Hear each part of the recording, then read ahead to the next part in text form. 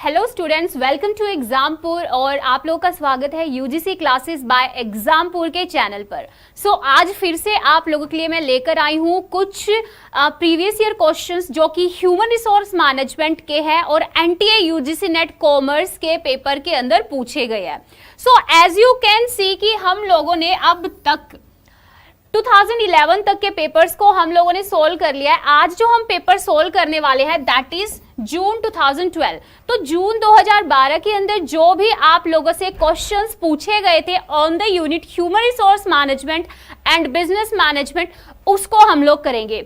लेकिन आज की क्लास में फिर से आप लोगों को मैं बता दूं कि जैसे कि हमने 2011 तक जितने भी पेपर किए उनमें ओनली पेपर 2 जो था वहां पर सिर्फ वो वहां पर क्या था, ओनली ऑब्जेक्टिव टाइप था और जो थर्ड पेपर था वो सब्जेक्टिव था।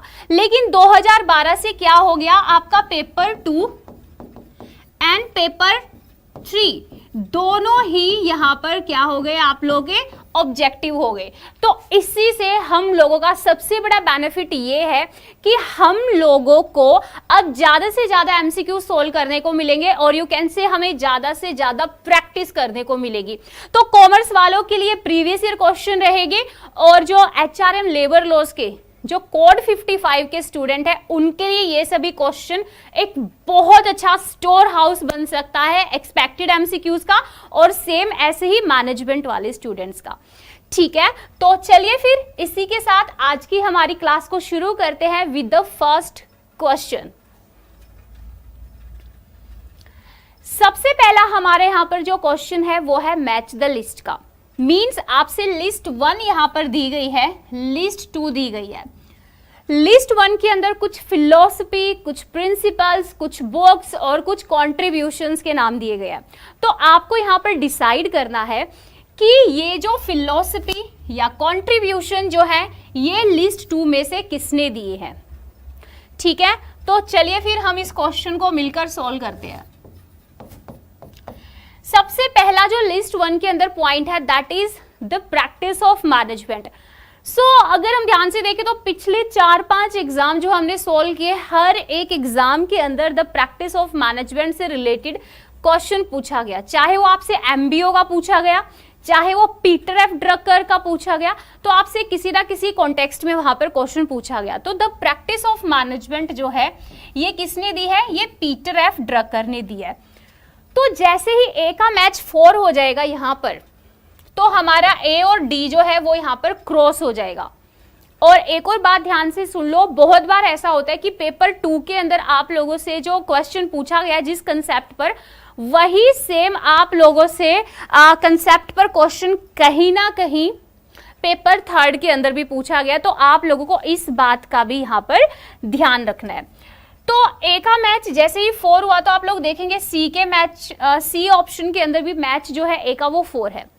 फिलॉसफी ऑफ मैनेजमेंट जो है ये दी है ओलिवर शेल्डन ने, तो बी का मैच हो जाएगा यहां पर 3। साइंटिफिक मैनेजमेंट हमने कितनी बार पढ़ लिया, father of scientific management. Who is the father of scientific management, बताइए कौन है, FW टेलर है। तो सी का मैच जैसे ही 2 होगा, सी का मैच जैसे ही 2 होगा, आप लोगों का आंसर यहां पर ऑप्शन बी हो जाएगा।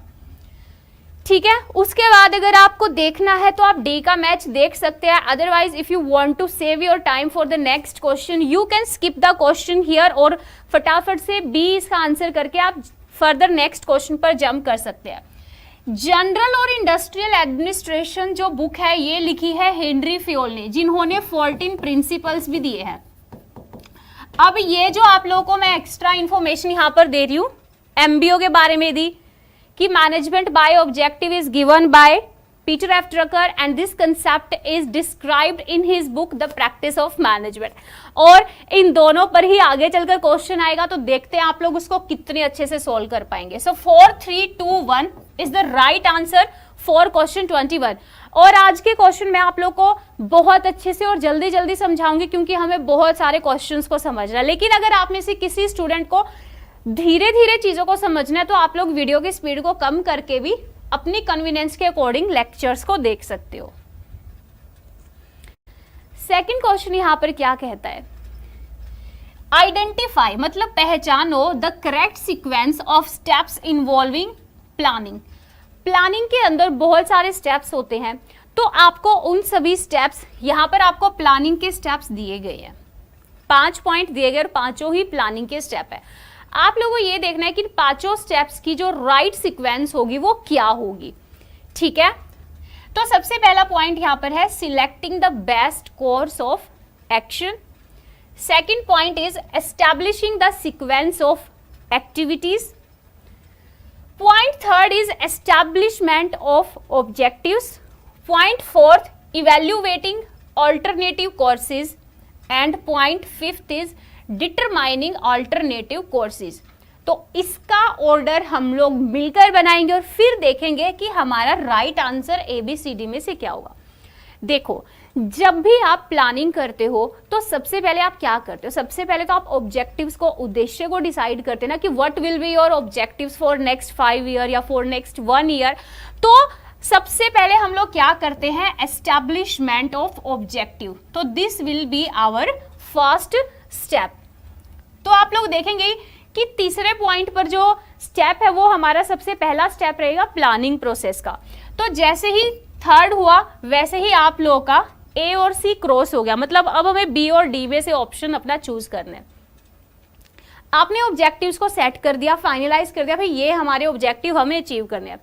उसके बाद आप क्या करेंगे, आप डिटरमाइन करेंगे ऑल्टरनेटिव कोर्सेज। भाई इन ऑब्जेक्टिव्स को अचीव करने के लिए हमें किन किन कोर्सेज का, मींस कौन कौन से सोर्सेज से या कोर्सेज से हम अपने ऑब्जेक्टिव्स को अचीव कर सकते हैं। तो उन सभी अल्टरनेटिव्स को यहां पर आप देखोगे। तो इस तरीके से आप लोगों का यहां पर जो नेक्स्ट पॉइंट हो जाएगा दैट इज आप लोग का फिफ्थ हो जाएगा, ठीक है, डिटरमाइनिंग है ना, फिफ्थ हो जाएगा। तो 3, 5 हमने देखा कि अभी भी B और D के अंदर है। उसके बाद आपने ये जो भी अल्टरनेटिव्स यहाँ पर आइडेंटिफाई किए, अब आप ये देखोगे कि इन अल्टरनेटिव्स में से मेरे लिए बेस्ट अल्टरनेटिव यहाँ पर क्या रहेगा। तो उसके लिए आप यहाँ पर करेंगे इवैल्यूएशन ऑफ अल्टरनेटिव कोर्सेज। तो अब यहाँ पर कंफ्यूजन पता है स्टूडेंट्स क्या बनता है। अब आप देखो, मान लो आप में से किसी को भी पांचों यहाँ पर स्टेप्स एक करेक्ट सीक्वेंस में नहीं पता, लेकिन आपको ये पता है कि जब भी आप प्लानिंग करते हो तो उसमें सबसे लास्ट जो स्टेज होता है वो सिलेक्शन का ही होता है ना, मतलब फाइनली आप सिलेक्ट ही करोगे ना। तो अगर हम ध्यान से देखें, सिलेक्शन जो होगा ये हमारा सबसे लास्ट स्टेप होगा, और सबसे लास्ट स्टेप जो है यहाँ पर हमारा 1 दिया गया है, ठीक है।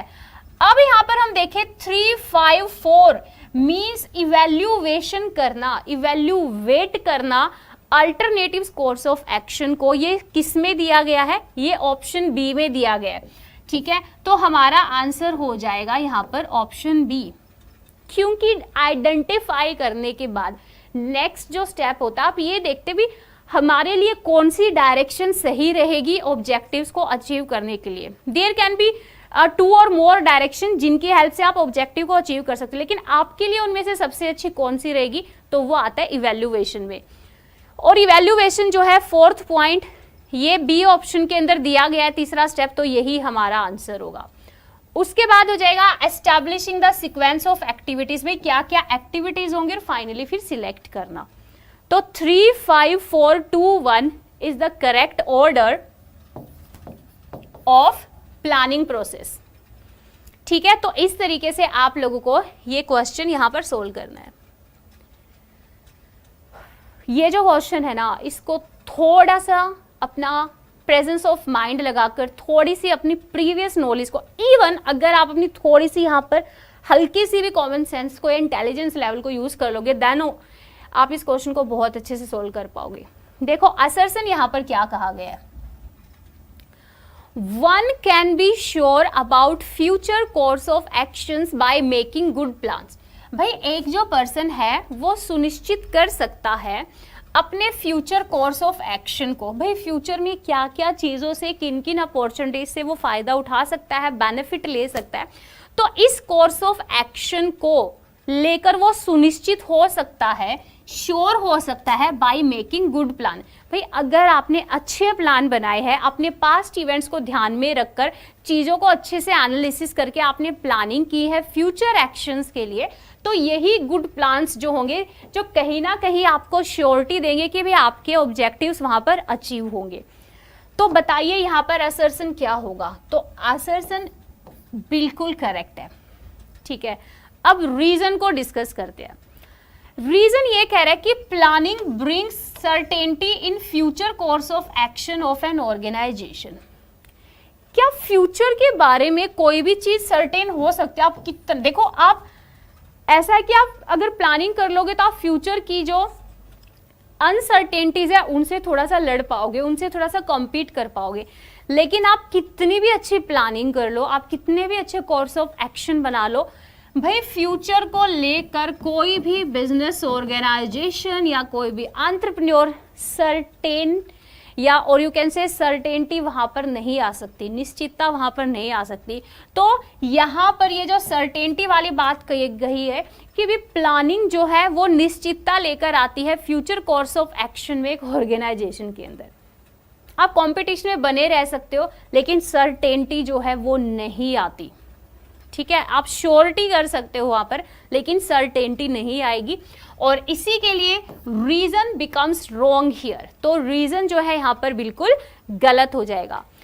तो अब अगर हम ध्यान से देखें, assertion is correct and reason are is not correct is in the option B, और ऑप्शन बी हमारे यहां पर एब्सोल्युटली बिल्कुल गलत है रीजन जो है, और ए क्या है? करेक्ट है। तो ऑप्शन ए हमारा, ऑप्शन बी यहां पर हमारा राइट आंसर रहेगा। ठीक है, तो वही मैं कहती हूँ कि एक्चुअल में जो एग्जामिनर ने पूछा है आप उनको चीजों को समझना है और तभी आप लोगों को आंसर करना है। Next question, according to Keith Davis which one is not a barrier of communication. Even ये जो क्वेश्चन है ये आप लोग का पेपर 1 जर्नल पेपर के लिए भी काफी ज्यादा इंपॉर्टेंट है।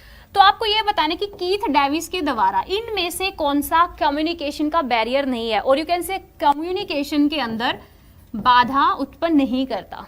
ठीक है, option A physical barrier, option B technological barrier, option C personal barrier and option D linguistic barrier. Personal को और लिंग्विस्टिक को एक बार समझो, ये थोड़ा सा इंपॉर्टेंट यहां पर हो जाता है। पर्सनल बैरियर का मतलब यहाँ पर ये होता है कि कई बार जो मैनेजर्स या बॉस होते हैं वो पर्सनल बायसनेस का वहां पर अपनी पर्सनल लड़ाई झगड़ों का यूज करती हैं अपने एम्प्लॉयज की जब वहां पर वो कम्युनिकेशन करती है, तो ऐसा नहीं होना चाहिए। तो पर्सनल बैरियर जो है वो कहीं ना कहीं कम्युनिकेशन के अंदर बैरियर क्या है? नहीं है। ठीक है, तो इसने कहा है कि is not a barrier of communication. तो बैरियर जो नहीं है, टेक्नोलॉजिकल बैरियर नहीं है, बाकी सारे के सारे बैरियर जो है वो कम्युनिकेशन के अंदर है। भाई टेक्नोलॉजी का क्या भरोसा, किसी भी टाइम वो पास और फेल हो सकते हैं, लेकिन आप पर्सनल बायसनेस को खत्म कर सकते हो। लिंग्विस्टिक बैरियर भी है। ठीक है, आप इंग्लिश में कम्युनिकेट कर रहे हो लेकिन सामने वाला जो पर्सन है भाई वो हिंदी समझता है, या फिर आप हिंदी में कम्युनिकेट कर रहे हो वो इंग्लिश समझता है, तो लिंग्विस्टिक बैरियर भी वहां पर हो सकता है, फिजिकल बैरियर वहां पर हो सकता है, but technological barrier is not a barrier of communication according to Keith Davis. तो देखो यहां पर कीथ डेविस ने ऐसा कहा है कि टेक्नोलॉजिकल बैरियर कम्युनिकेशन का बैरियर नहीं है, लेकिन इसका मतलब ये नहीं कि ये नहीं है। आपको कीथ डेविस के अकॉर्डिंग ये पॉइंट याद रखना है। ठीक है, ये जनरल पॉइंट नहीं है, ये अकॉर्डिंग टू द पर्सन आपको याद रखना है। लिंग्विस्टिक का मतलब होता है लैंग्वेज से related. Next question, question direct है। देखो जरूरी नहीं है जो लेंदी क्वेश्चन हो मैच द लिस्ट का असर्शन रीजन का वो डिफिकल्ट हो, कई बार डायरेक्ट क्वेश्चन डिफिकल्ट हो सकता है और मैच द लिस्ट का क्वेश्चन बहुत इजी हो सकता है। तो देखो इस क्वेश्चन में क्या कहा गया, वाइल जब एस्टैब्लिशिंग रिलेशन बिटवीन मास्लोज, भाई जब आप मास्लो नीड हिरार्की के बीच में और हर्ट्जबर्ग की हाइजीन थ्योरी के बीच में एक रिलेशन को बनाते हो, एक रिलेशनशिप को एस्टैब्लिश करते हो इन दोनों थ्योरी के बीच में, विच नीड्स मतलब वो कौन सी जरूरतें, वो कौन सी नीड्स है नीड हिरार्की थ्योरी की जो कि फॉल होती हैं, जो कि हर्ट्जबर्ग की कौन सी कैटेगरी के अंदर आती है, हाइजीन कैटेगरी के अंदर आती है। मैं दोबारा से इस क्वेश्चन को रिपीट कर रही हूं क्योंकि बहुत बहुत ज्यादा इंपॉर्टेंट है। इसने ये कहा है कि जब आप मास्लो की नीड हिरार्की थ्योरी के बीच में और जब आप हर्ज़बर्ग की हाइजीन थ्योरी के बीच में एक रिलेशन क्रिएट करते हो तो मास्लो नीड हिरार्की थ्योरी की वो कौन सी नीड है जो कि हर्ज़बर्ग की हाइजीन फैक्टर्स के अंदर आती है। ठीक है, option A self actualisation, esteem and social need. सबको याद है ना, मास्लो नीड हिरार्की थ्योरी के अंदर टोटल 5 नीड्स थी, फिजियोलॉजिकल, सेफ्टी, सोशल, एस्टीम और self actualisation. Option B esteem, social and safety need. Option C social, safety and physiological need. Option D only social need. देखो, जहां जहां पर भी आपको 4th और 5th नीड दिखाई दे, that is esteem and self actualisation need. Esteem और सेल्फ एक्चुअलाइजेशन नीड जो होती है ये एक्चुअल में एक एम्प्लॉय के लिए लॉन्ग मोटिवेटर का काम करती है। तो जहां पर भी आपको एस्टीम, सेल्फ एक्चुअलाइजेशन, ठीक है, या फिर आप लोगों को ओनली सोशल दिखाई दे तो भी आपका आंसर नहीं होगा, और जिस ऑप्शन के अंदर एस्टीम और सेल्फ एक्चुअलाइजेशन होगा वो भी आपका आंसर नहीं होगा। अब सेल्फ एक्चुअलाइजेशन और एस्टीम आपका आंसर इसलिए नहीं होगा क्योंकि यहां पर सेल्फ एक्चुअलाइजेशन और जो आप लोग की एस्टीम नीड है वो एक्चुअल में मोटिवेशनल फैक्टर के अंतर्गत आएगी हर्ज़बर्ग हाइजीन थ्योरी के। लेकिन इन्होंने क्या पूछा है, मैंने आप लोगों से पूछा है कि हाइजीन फैक्टर के अंतर्गत कौन सी आएगी। तो जब सेल्फ एक्चुअलाइजेशन और एस्टीम नीड चली गई मोटिवेशनल फैक्टर के अंदर, तो हाइजीन फैक्टर के अंदर आएंगी social, safety and physiological need. Means ये वो नीड है जो कि एक पर्सन को शॉर्ट पीरियड ऑफ टाइम के लिए मोटिवेट करती है, ठीक है। लेकिन जबकि सेल्फ एक्चुअलाइजेशन और एस्टीम जो है वो लॉन्ग पीरियड ऑफ टाइम के लिए मोटिवेट करती है। तो ये शॉर्ट पीरियड ऑफ टाइम के लिए मोटिवेट करती हैं, फिजियोलॉजिकल, सोशल और सेफ्टी नीड, इसीलिए इनको हाइजीन फैक्टर में रखा गया है। क्योंकि हाइजीन फैक्टर भी कौन से थे, जो कि आपको थोड़े टाइम के लिए मोटिवेट करेंगे, उसके बाद तो आपको एडवांसमेंट, रिकॉग्निशन, स्टेटस, ये चीजें मोटिवेट करेंगी। तो सिर्फ थ्योरीज को पढ़ना नहीं है, बल्कि उन थ्योरीज के बीच में आपको सिमिलैरिटी और कंपैरिजन भी करना आना चाहिए। वो दिन गए भाई जब आपको डायरेक्ट थ्योरी का थ्योरिस्ट का नाम पूछा गया, भाई ये थ्योरी किसने दी। अब तो आप लोगों से कंपैरिजन, इनके क्रिटिसिज्म्स वगैरह पे बहुत अच्छे क्वेश्चन सेट होते हैं। तो इस क्वेश्चन को दिमाग में फिक्स कर लो, बहुत ही अच्छा क्वेश्चन है ये, ठीक है। Next question,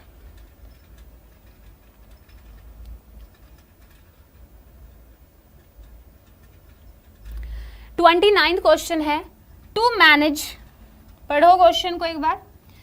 to manage a business well is to manage its future. मतलब बिजनेस को मैनेज करने का मतलब होता है, बिजनेस को आप किस लिए मैनेज करते हो, भाई आप फ्यूचर के लिए मैनेज करते हो ना, सो दैट आप फ्यूचर में अच्छा प्रॉफिट कमा सको और अच्छे से वहां पर अपने कस्टमर को गेन कर सको। तो यहाँ पर आप लोगों को पता चल गया कि मैनेज का मतलब होता है भी आप कंपनी के फ्यूचर को मैनेज करो। मतलब to manage is to manage its future, किसका, कंपनी का। और future is to manage information is termed as, और फ्यूचर को मैनेज करने का मतलब है भाई आपको इंफॉर्मेशन को मैनेज करना पड़ेगा, आपको इंफॉर्मेशन को कलेक्ट करना पड़ेगा, फिर आपको वही इंफॉर्मेशन आपको मैनेज करनी पड़ेगी। तो उन सभी इंफॉर्मेशन को आप किसकी हेल्प से मैनेज करते हो, उन सभी इंफॉर्मेशन को आप कैसे मैनेज करते हो।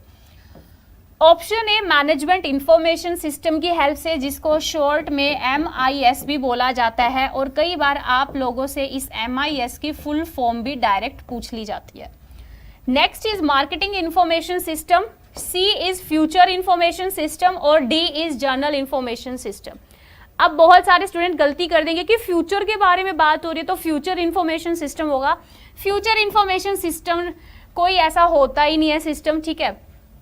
जब आप कंपनी के मैनेजमेंट की बात करते हो फ्यूचर के लिए, तो उस फ्यूचर के लिए जो आप इंफॉर्मेशन को मैनेज करते हो तो वो आप करते हो with the help of MIS। Even ये एक सॉफ्टवेयर होता है जिसमें आप कंपनी की इंफॉर्मेशन को क्या करते हो, मैनेज करते हो। तो option A becomes the right answer, ठीक है, ऑप्शन ए हमारा यहां पर हो जाएगा right answer, management information system.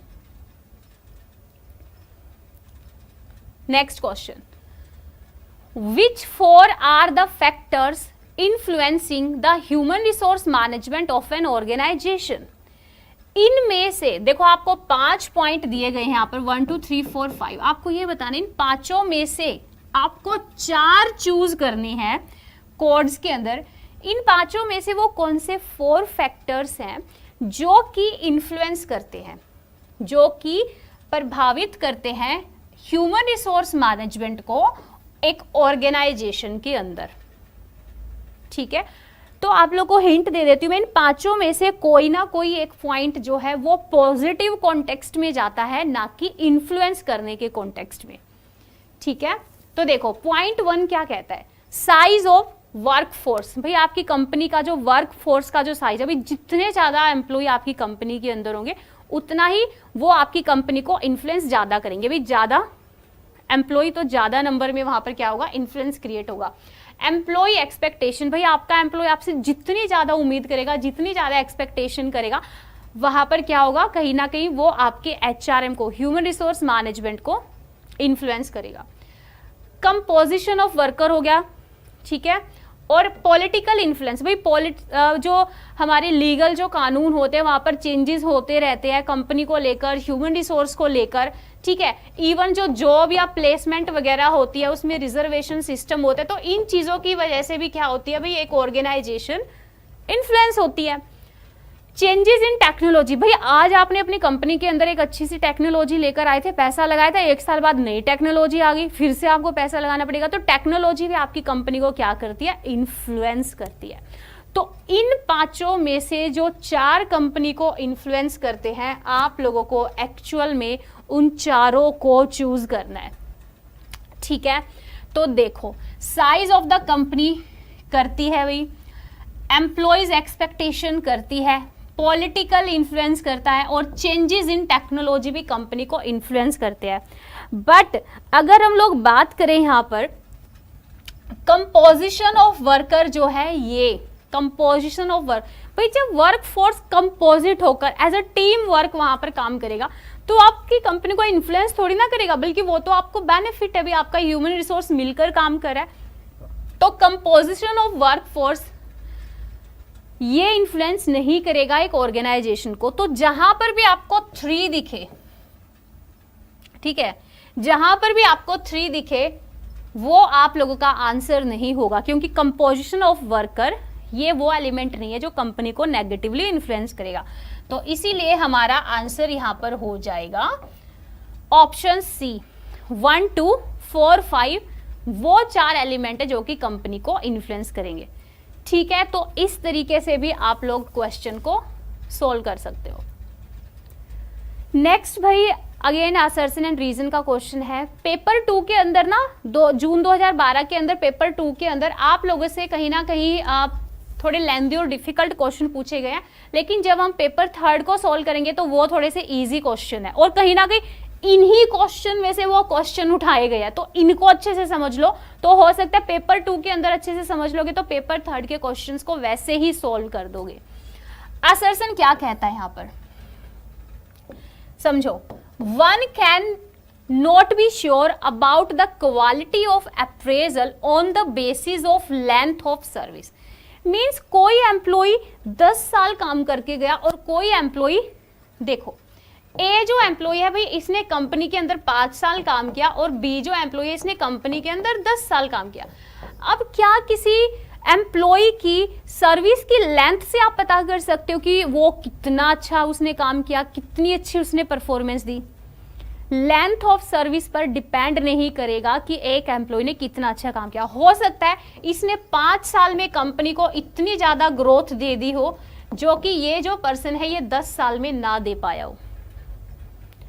तो कभी भी एक पर्सन सुनिश्चित नहीं कर सकता अप्रेजल की क्वालिटी को किसी पर्सन की सर्विस की लेंथ पर।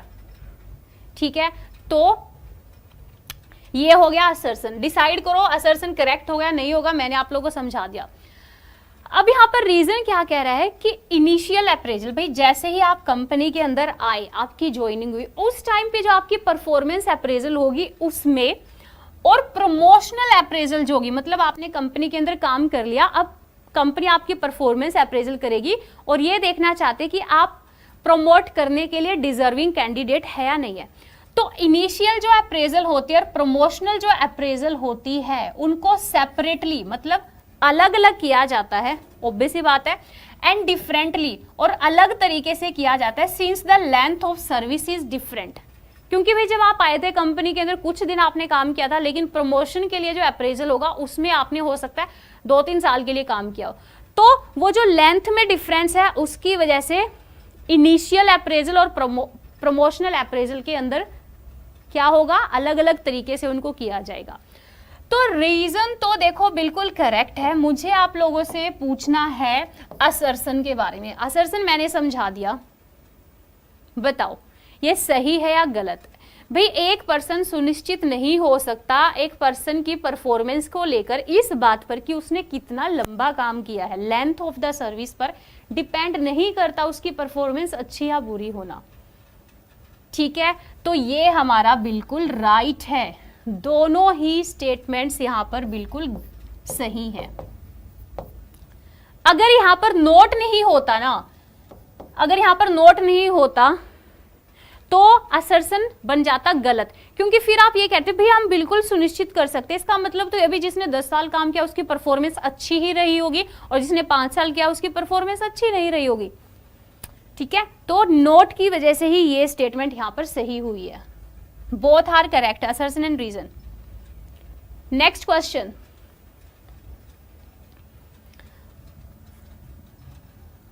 Which of the following are covered under the scope of human resource management? इनमें से कौन कौन से जो कंसेप्ट हैं वो HRM के अंदर आते हैं। HRM के अंदर इनमें से कौन कौन से कंपोनेंट्स आते हैं।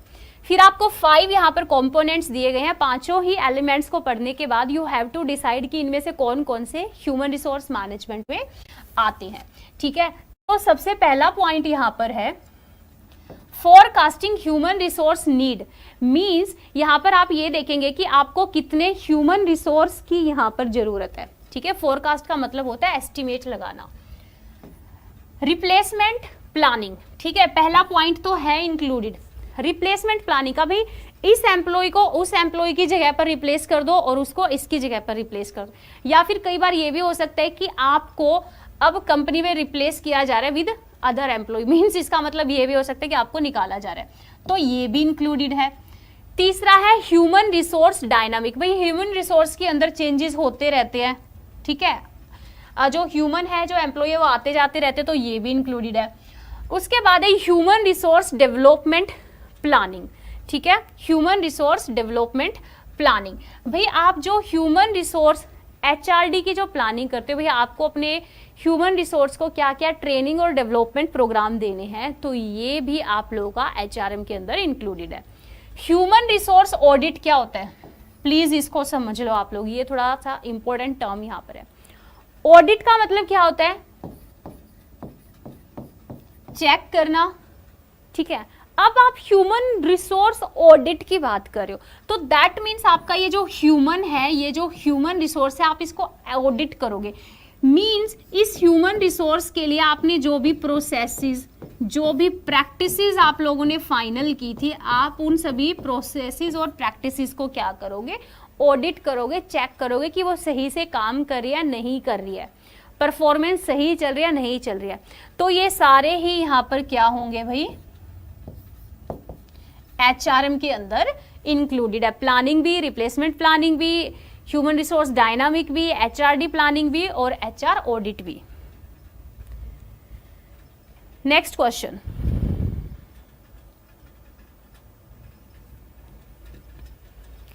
On which of the following at the initial stage the Indian IT company, भाई जो इंफॉर्मेशन टेक्नोलॉजी जो यहाँ पर कंपनीज होती है, जो IT कंपनीज होती हैं, ठीक है, IT कंपनी जो होती है वो सबसे ज्यादा रिलाय मतलब डिपेंड करती हैं अपनी कंपनी के अंदर। मैं इस क्वेश्चन की सेंस आप लोगों को समझा देती हूँ एक बार, देखो इसने पूछा है on which of the following at the initial stage the Indian IT companies relying more for getting good IT professional. भाई इंडियन IT जो कंपनीज होती हैं वो अच्छे अच्छे प्रोफेशनल्स को गेट करने के लिए इनिशियल स्टेज पर, भाई अभी अभी उन्होंने एक कंपनी खड़ी की है, कुछ ही साल हुए, तो उस टाइम पर इनिशियल स्टेज जो होती है उस टाइम पर वो अच्छे अच्छे प्रोफेशनल्स को गेट करने के लिए वो कौन से सोर्स का सहारा लेती है? ऑप्शन ए जॉब पोर्टल, ठीक है, जैसे आप लोगों ने सुना होगा monster.com के बारे में, इंडीड के बारे में, naukri.com के बारे में। सो ये सारे जॉब पोर्टल हैं जहां पर रिक्रूटर्स जो होते हैं भाई वो अपनी जॉब की वहां पर डाल देते हैं, हमारी कंपनी के अंदर ये पोस्ट है, और जो जॉब सीकर्स होते हैं वहां से वो उन जॉब्स को देखकर, सीक का मतलब क्या होता है? देखना। जॉब सीकर जो होते हैं वहां से वो उन एप्लीकेशन को फिल कर देते हैं।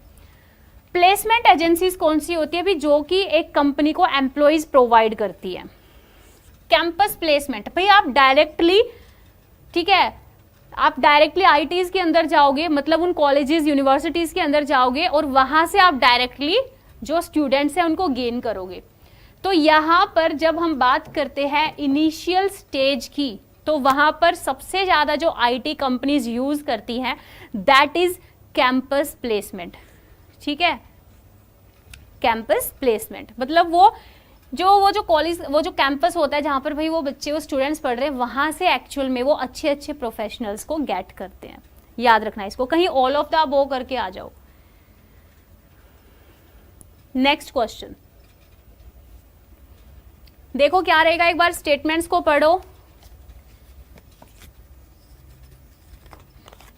हमारा क्या आंसर रहेगा इसका?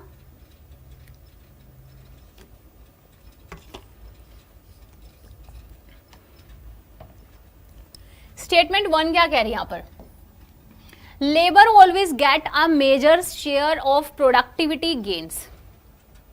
ठीक है भाई, लेबर जो है, मान लो लेबर ने, आपकी वर्कर्स ने बहुत ही ज्यादा प्रोडक्टिविटी निकाली, बहुत ही ज्यादा प्रोडक्शन निकाला, अच्छा कंट्रीब्यूशन वहां पर दिया, तो यहाँ पर ये कहा जा रहा है भाई अगर आपकी लेबर बहुत अच्छा प्रोडक्शन वहां पर कर रही है तो उस प्रोडक्शन का जो मेजर, जो बहुत बड़ा जो शेयर होता है, जो हिस्सा होता है, उसको क्या किया जाता है? उसको लेबर को दिया जाता है। ठीक है, उस प्रोडक्टिविटी गेन का जो बहुत बड़ा हिस्सा या सहारा होता है वो लेबर को मिलता है। गेट मतलब उनको प्राप्त होता है। तो ऐसा बिल्कुल भी नहीं है भाई, लेबर को सिर्फ उनकी वेजेस मिलती हैं, ठीक है, और प्रोडक्टिविटी गेन का तो मतलब शेयर तो छोड़ो, आप लोग मेजर शेयर की बात हो रही, बहुत बड़ा शेयर मिलता है, तो मेजर शेयर के कॉन्टेक्स्ट में this statements becomes wrong. Statement 2 क्या कहती है? पार्शियल मतलब थोड़े दिनों के लिए, थोड़ी देर के लिए काम को जब रोक दिया जाता है बाय वर्कर्स, ठीक है, जो वर्कर्स हैं, जो लेबर है उनके द्वारा, तो इसको क्या कहा जाता है? इसको स्ट्राइक कहा जाता है। ऐसा ही तो होता है भाई, आप अपनी बात मनवाने के लिए, अपनी सैलरीज बढ़वाने के लिए, अपनी वर्किंग कंडीशंस को बेटर बनवाने के लिए आप क्या करते हो? आप स्ट्राइक करते हो भाई, आप कुछ टाइम के लिए या कुछ दिनों के लिए काम को रोक देते हो, तो इसको क्या कहा जाता है? इसको स्ट्राइक कहा जाता है। तो स्टेटमेंट हो गई 2 राइट। तो स्टेटमेंट 2 राइट होगी और 1 फॉल्स होगी, तो हमारा आंसर क्या हो जाएगा? हमारा आंसर ऑप्शन बी हो जाएगा, क्योंकि मेजर शेयर नहीं मिलता उनको। ठीक है, हो सकता है बेचारों को वेजेस भी टाइम पर ना मिले, तो आप प्रोडक्टिविटी गेन के मेजर शेयर की बात तो मतलब हम कैसे कर सकते हैं? तो स्टेटमेंट 1 इज रॉन्ग और 2 इज करेक्ट, तो इसलिए आंसर हो जाएगा ऑप्शन बी।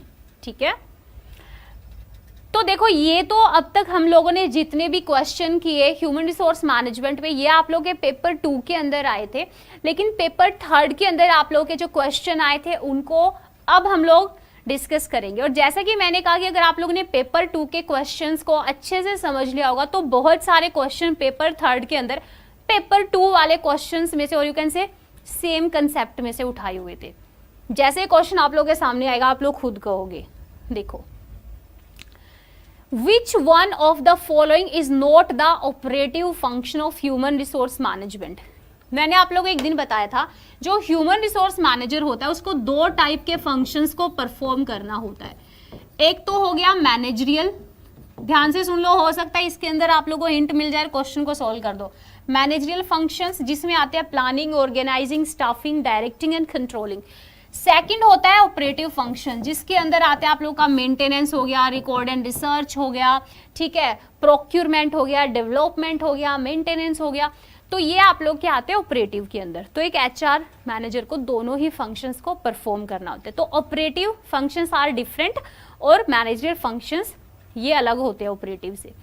तो अब आपको बताना है कि इनमें से कौन सा फंक्शन ऑपरेटिव नहीं है। मींस अगर वो ऑपरेटिव नहीं है तो उसके पूरे पूरे चांसेस है that function can be managerial function.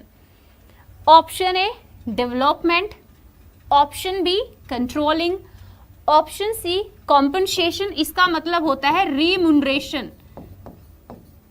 मतलब जो भी उन्होंने काम किया उसके लिए आपने उनको सैलरी पे कर दी, और डी इज इंटीग्रेशन, ठीक है, मतलब ऑब्जेक्टिव्स को इंटीग्रेट करना सो दैट उन सभी ऑब्जेक्टिव से आप मेन ऑब्जेक्टिव को अचीव कर पाओ।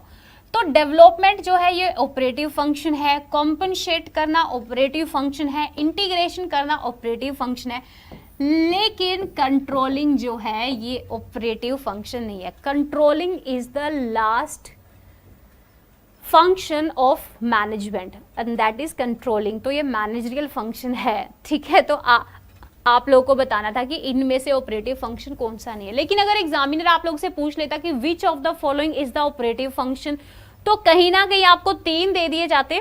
सुनो ध्यान से, डेवलपमेंट, कॉम्पनसेशन एंड इंटीग्रेशन, और कहीं ना कहीं डी ऑप्शन होता ऑल ऑफ दी अबोव, क्योंकि उस टाइम पे आपसे पूछा है भाई कौन सा फंक्शन है, तो तीनों होते, लेकिन अभी पूछा नहीं है तो कंट्रोलिंग मैनेजरियल है ना कि ऑपरेटिव है।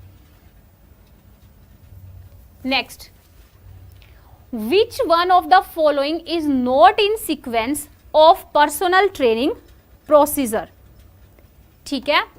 इनमें से कौन सा जो सीक्वेंस है, देखो ये जो क्वेश्चन है आई थिंक ये आप लोगों से गलत पूछा गया इन द एग्जाम। इसमें टोटली आप लोगों को ये बताना है, पर्सनल मतलब होता है भाई आपका जो ह्यूमन रिसोर्स है, आपके जो एम्प्लॉयज है उनको ट्रेनिंग प्रोवाइड करने का जो प्रोसीजर होता है, जो एक प्रोसेस होती है, उसके अंदर जो भी स्टेप्स होते हैं उन सभी स्टेप्स को यहाँ पर दिया गया है और आपको उन सभी स्टेप्स को एक राइट सीक्वेंस में लगाना है, दैट्स ऑल, ठीक है। तो देखो सबसे पहले है इंस्ट्रक्टर प्रिपरेशन। भाई सबसे पहले यहाँ पर क्या किया जाएगा, इंस्ट्रक्टर जो है, मैं आप लोगों के साथ सोल्व कर रही हूँ इस क्वेश्चन को। इंस्ट्रक्टर अपने आप को प्रिपेयर करेगा, अपने कंटेंट को प्रिपेयर करेगा, फिर उसको क्या क्या आज प्रोवाइड करना है ट्रेनिंग के अंदर, ठीक है, और साथ ही वो अपना लेसन प्लान बनाएगा कि भाई आज क्या उसको ट्रेन करना है, कल एम्प्लॉयज को क्या सिखाना है। उसके बाद वहां पर वो क्या करेगा, उसके बाद वो प्रेजेंट द टास्क, वो फाइनली टास्क को प्रेजेंट करेगा, भाई आज आप लोगों का टास्क ये है और आपको ये टास्क करना है। वो टास्क के थ्रू उनको चीजें सिखाएगा।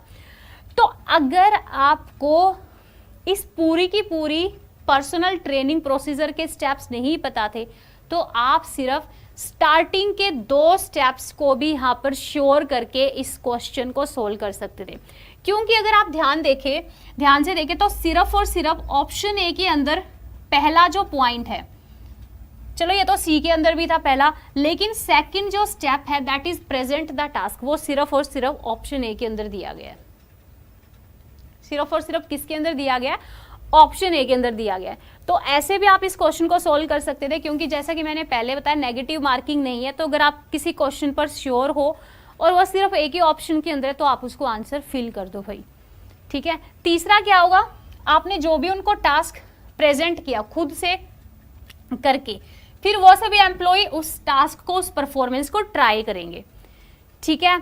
उसके बाद फिर आप लोग का यहाँ पर क्या हो जाएगा, 4 ट्रेनिंग प्रिपरेशन, और फिर बाद में सबसे क्या होगा, वो उसको फॉलो अप करेंगे, ठीक है। वो उसको फॉलो अप करें, मतलब जो भी उनको ट्रेनिंग सिखाई गई बाद में अपने काम में वो उन सभी प्रोसीजर्स को, उन सभी टास्क को, उन जो भी उन्होंने चीजें सीखी उनको फॉलो करते जाएंगे, मतलब उनको फाइनली इंप्लीमेंट करते जाएंगे अपनी जॉब के अंदर। So this will be our correct sequence of personal training procedure, ठीक है। नेक्स्ट क्वेश्चन,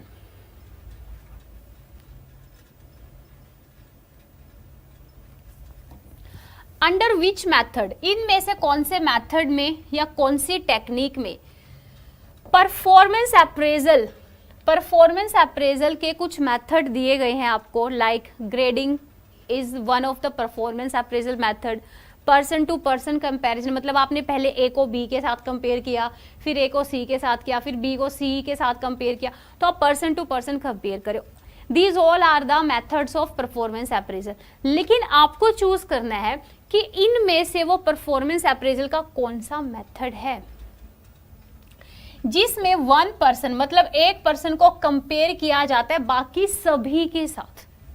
ऐसा नहीं हो रहा पर्सन टू पर्सन कंपेयर किया जा रहा है, ए को बी के साथ, बी यहाँ पर ए को मान लो 100 एम्प्लॉय कंपनी के अंदर काम करते हैं, तो आप ए को बाकी के 99 एम्प्लॉयज के साथ कंपेयर करोगे, ठीक है। दैट इज, ये आप लोगों से पूछा गया। तो वो कौन सा मेथड है जिसमें आप एक पर्सन को बाकी सभी पर्सन के साथ क्या करते हो, कंपेयर करते हो फॉर द पर्पज ऑफ, और आप ये क्यों कंपेयर करते हो, इसके पीछे उद्देश्य क्या होता है, for placing them in a simple order of work, ताकि भाई आप उनको प्लेस कर पाओ कि कौन सा पर्सन कौन से काम के लिए फिट रहेगा, उस ऑर्डर को क्रिएट करने के लिए।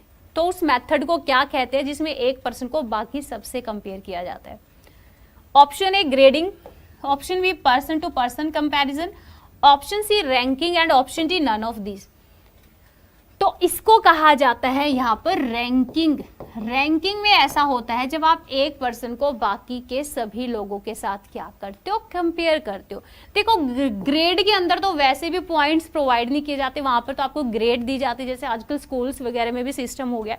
तो रैंकिंग इज द मेथड जिसमें आप एक पर्सन को बाकी सभी एम्प्लॉयज के साथ कंपेयर करते हो for the purpose of placing them in a simple order of work.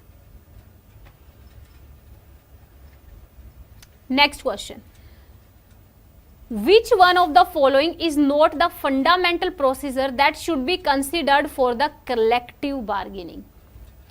इनमें से कौन सा जो मेथड है वो फंडामेंटल प्रोसीजर का नहीं है, that should be considered for the collective bargaining?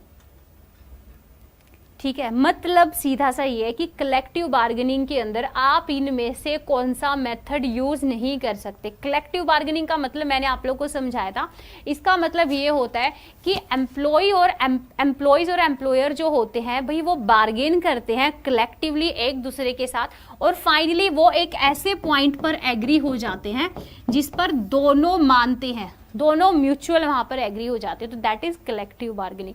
तो कलेक्टिव बार्गेनिंग के अंदर भी कुछ और मेथड्स का यूज किया जाता है, तो आपको बताना है इनमें से वो कौन सा मेथड नहीं है। Point A prenegotiation phase, point B selection of negotiator, ठीक है, और option C tactics and strategy of bargaining. इस क्वेश्चन को एक बार एक चीज और समझ लो कि आप लोगों के तीनों ही यहां पर कलेक्टिव बार्गेनिंग के मेथड्स हैं, तो आप नोट का जवाब कैसे दोगे। देखो अगर यहां पर नन ऑफ दी अबो की जगह अगर ऑल ऑफ दीज होता ना, ऑल ऑफ दीज यहां पर आप लोगों को मिलता ही नहीं, क्योंकि ऑल ऑफ दीज का मतलब हो जाता कि हाँ ये सभी कलेक्टिव बार्गेनिंग के मेथड्स नहीं है, या इन सभी की हेल्प से आप कलेक्टिव बार्गेनिंग नहीं कर सकते अपने एम्प्लॉयज या एम्प्लॉयर के साथ, तो क्वेश्चन बिल्कुल गलत हो जाता। तो यहां पर आप लोगों का आंसर हो जाएगा ऑप्शन डी भाई, ठीक है। इनमें से ये कहा गया कि ये सारे ही है कलेक्टिव बार्गेनिंग के, तो इसलिए आप लोगों का यहां पर आंसर हो जाएगा none of the above. None of the above is not, ठीक है। तो जब आपका आंसर तीनों हो तो उस केस में आप लोगों का नन ऑफ दी अबो यहां पर आंसर हो जाता है। नेक्स्ट है 35 क्वेश्चन। एक बार इस क्वेश्चन को पढ़ो और मुझे बताओ आप लोगों को इसका आंसर क्या लगता है, फटाफट से बताओ।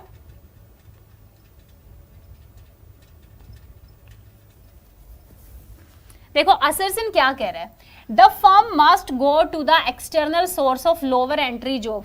भाई जो बहुत ही लो जॉब होती है कंपनी के अंदर, जिनकी कोई इतनी वैल्यू भी नहीं होती कंपनी के अंदर, भी आज एम्प्लॉय जा रहे हैं तो कल हजारों एम्प्लॉय उसकी जगह आ सकते हैं, तो जो लोअर एंट्री की जो जॉब्स होती है उनके लिए कंपनी जो है भाई वो एक्सटर्नल सोर्सेज पर क्या रहती है, डिपेंड रहती है। आप लोगों ने कभी एक चीज देखी है, कंपनी के अंदर जो मैनेजर और सीईओज होते हैं वो कंपनी के इंटरनली ही जो काफी सालों से एम्प्लॉय काम कर रहे हैं उन्हीं को हायर पोस्ट पे प्लेस किया जाता है, प्रमोट किया जाता है। लेकिन कभी आपने देखा कि कंपनी की बहुत बड़ी बड़ी पोस्ट के लिए आप बाहर से बंदा लेकर आ रहे हो? नहीं, वो कंपनी के अंदर सालों से काम करा, आप उसी को हायर पोस्ट के लिए प्रमोट करते हो, क्योंकि उसने कंपनी के अंदर बहुत टाइम से काम किया, उसको कंपनी के बारे में ईच एंड एवरी फंक्शन और इन्फॉर्मेशन का पता है। तो जो लोअर एंट्री की जॉब्स होती है उनके लिए आप एक्सटर्नल सोर्सेज पर, मतलब बाहर से आप एम्प्लॉय को लेकर आ सकते हो, लेकिन जो हायर रैंकिंग की जो जॉब्स होती है उनमें आप इंटरनली ही रिक्रूटमेंट करते हो। तो असर्शन बिल्कुल सही कहा गया। भाई लोअर एंट्री जॉब के लिए आप एक्सटर्नल सोर्सेज पर क्या रह सकते हो, आप मतलब भरोसा कर सकते हो। रीजन क्या कह रहा है? For positions where required qualification, लेकिन वो पोजीशंस, वो जॉब्स जहां पर आपको क्वालिफाइड कैंडिडेट्स की जरूरत है और एक्सपीरियंस्ड कैंडिडेट्स की जरूरत है, भाई वो कई बार एक्सटर्नल सोर्सेज से मिलने मुश्किल हो जाते हैं। तो क्वालिफाइड और एक्सपीरियंस्ड एम्प्लॉयज के लिए आपको अपने इंटरनल सोर्स ऑफ रिक्रूटमेंट पर ही डिपेंड रहना पड़ता है। ठीक है, तो ये दोनों ही स्टेटमेंट्स जो हैं हमारी यहां पर बिल्कुल सही हो जाएंगी। भाई आप लोअर पोस्ट के लिए डिपेंड रह सकते हो एक्सटर्नल सोर्सेज पर, लेकिन जो पोजीशंस जिनके लिए क्वालिफाइड और एक्सपीरियंस्ड चाहिए, भाई वो आप एक्सटर्नल सोर्सेज से आप नहीं ले सकते। ठीक है, वहां पर वो मैच नहीं करेगा। तो दोनों ही असर्शन और reasons are correct. The purpose of job evaluation is, भाई आप एक जॉब की वैल्यू क्यों निकालना चाहते हो, आप एक जॉब की वैल्यू को क्यों पता करना चाहते हो, क्यों उसको इवेल्युएट करना चाहते हो? मैंने आप लोगों को एक दिन एक बात बताई थी, परफॉर्मेंस अप्रेजल जो है वो मैन के लिए होती है, ह्यूमन के लिए होती है, और जॉब इवेल्युएशन जो होती है वो जॉब के लिए होती है। ठीक है, ऑप्शन है फिक्सेशन ऑफ रिस्पॉन्सिबिलिटी, भाई आप जिम्मेदारी फिक्स कर सको, भाई आपको ये काम करना, आपकी ये टास्क है। प्रमोशन के लिए, ताकि आप प्रमोट कर पाओ। आप लोगों को ये नहीं लगता कि फिक्सेशन ऑफ रिस्पॉन्सिबिलिटी, प्रमोशन और ट्रांसफर ऑफ बेटर जॉब जो है ये कहीं ना कहीं परफॉर्मेंस अप्रेजल का पार्ट है?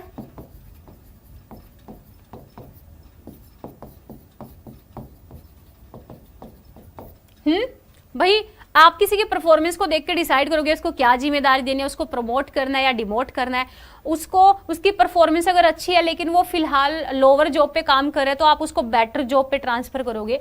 तो जॉब की वैल्यू से पता चलता है कि इस जॉब की वैल्यू कितनी है, और जॉब की वैल्यू से ही आप उस पर काम करने वाले एम्प्लॉय की वेज को, मतलब उसको कितना पैसा देना है, वो आप डिटरमाइन करोगे। तो जॉब इवैल्यूएशन का पर्पस होता है वेज को डिटरमाइन करना, मतलब डिसाइड करना। ठीक है, तो option C is the purpose of job evaluation. ठीक है, तो इसी के साथ आज के जो हमारे क्वेश्चन हैं पेपर 2 और पेपर 3 के, जो कि जून 2012 वाले, ये आप लोगों के आज के क्वेश्चन कंप्लीट होते हैं। सो आई होप ये जितने भी क्वेश्चन हम लोगों ने किए आप लोगों को समझ में आएंगे। स्टिल अगर आप लोगों को कोई भी डाउट है इन सभी क्वेश्चंस को लेकर, then you can ask me in the comment section, और आप लोगों को जो डाउट्स के जो आंसर होंगे वो नेक्स्ट क्लास के अंदर मैं लेकर आऊंगी। ठीक है, तो हम 2020 तक के हमारे जितने भी पेपर हुए हैं कॉमर्स के, तो उन सभी को सॉल्व करेंगे, और इन सभी क्लासेस की नोटिफिकेशन मिल जाए तो चैनल को सब्सक्राइब कर लेना और वीडियो को शेयर जरूर करना ताकि औरों को भी हेल्प मिले।